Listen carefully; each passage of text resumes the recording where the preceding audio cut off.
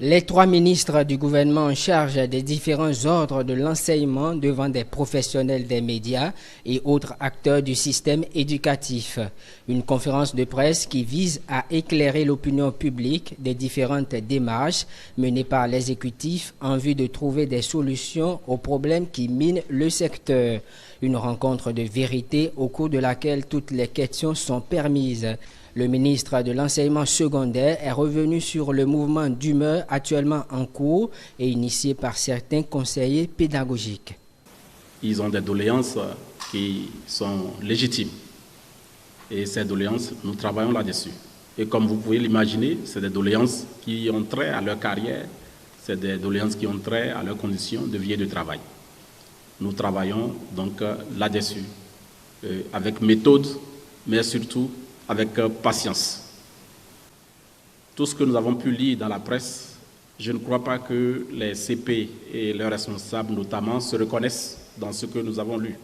Moi personnellement, on m'a envoyé un article hier, je l'ai lu, j'ai balancé à l'un d'eux, qui m'a dit non, que lui ne se reconnaît pas du tout dedans. Ils ont des préoccupations, nous les connaissons et nous travaillons en synergie avec eux. La preuve est que nous avons mis en place un comité de travail pour examiner point par point leurs doléances. Et ils font partie donc du comité de travail. Certes, le comité a pris du temps pour se mettre au travail parce qu'il y a beaucoup d'autres exigences, mais finalement, ils se sont retrouvés et ils travaillent. Je voudrais vous rassurer, tous les problèmes au niveau du secteur, ils sont nombreux. Et c'est des problèmes dynamiques tels que le secteur lui-même. Nous travaillons avec méthode à les régler. Les difficultés auxquelles sont confrontés les aspirants au métier d'enseignant ont été abordées au cours de cette rencontre. Il a été notamment question du reversement des AME qui ont déjà 3 ans d'expérience dans le métier. On a pris en compte ceux qui ont atteint le seuil minimum, n'est-ce pas, pour construire la base de compétences. Donc on déploie désormais sur la base, n'est-ce pas, de la base de compétences, okay, en fonction des besoins. On part des plus méritants, n'est-ce pas, aux plus faibles. Ça, c'est quelque chose de fondamental qu'il faut pouvoir retenir. Alors, lorsque le gouvernement a décidé de leur reversement du moins de ceux qui ont déjà minimum 3 ans d'expérience à la matière, le gouvernement a parlé d'une évaluation positive, je l'ai dit tout à l'heure. Alors, quelle est la forme de cette évaluation, n'est-ce pas? C'est autour de ça qu'il y a eu un peu quelques quiproquos. Donc, le travail se fait actuellement à travers un comité interministériel que nous avons mis en place et qui étudie les critères de reversement des AME là, qui ont déjà minimum 3 ans d'expérience. Mais nous, on a opté pour, disons, une évaluation pratique. Ce que je disais tout à l'heure, lorsque tu choisis d'être enseignant, alors, puisque tu y es rentré à travers un test écrit, alors, et si on veut t'élever à un niveau, n'est-ce pas, supérieur, il faudra que tu nous donnes la preuve de ce que tu sais faire en tant qu'enseignant. C'est à cela que nous avons opté pour, n'est-ce pas, une évaluation en situation de classe.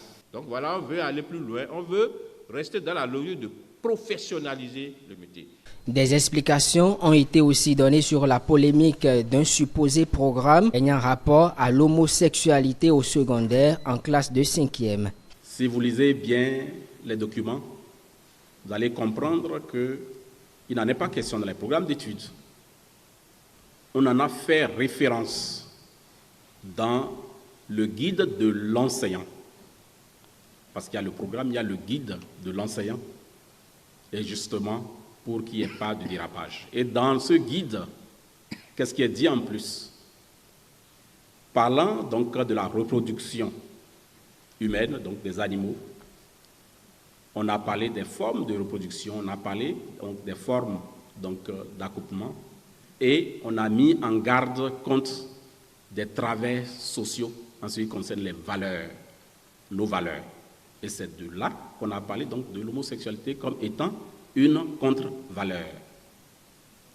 C'est de ça qu'il est question. J'aurais aimé que tous ceux qui se sont mêlés à la politique, à cette polémique, aillent lire les documents ou se rapprochent de nous comme certains l'ont fait.